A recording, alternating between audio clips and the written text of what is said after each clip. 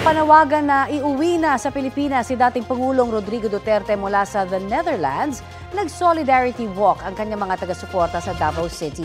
Ayon sa Davao City Police, nasa 30,000 ang lumahok sa solidarity walk na kasabay ng pagdiriwang ng Araw ng Davao.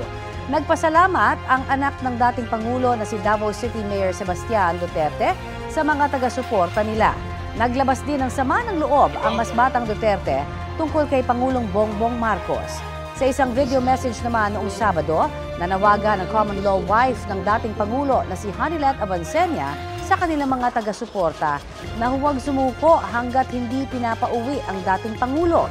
Wala pang sagot ang Malacanang sa mga naturang pahayag. Pero una nang sinabi ni Pangulong Bongbong Marcos na sinunod nila ang legal na proseso ng arestuhin ang dating Pangulo.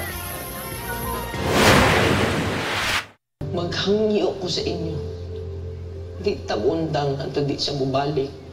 Maayon tayo nag-inabuso na siya during sa iyang presidency. Wala nag-abuso. Wala ngawat. Uspo na ko, last year, January, giingnan taga Marcos, wag yung kay utang kabubuton. Ang imong amahan, ipalubong sa akong amahan. Ang akong amahan, ipapreso nimo.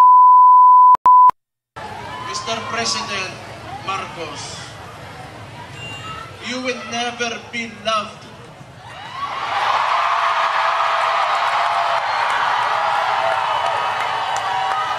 Especially to us who are calling out Rudy Duterte's name, you will never be loved.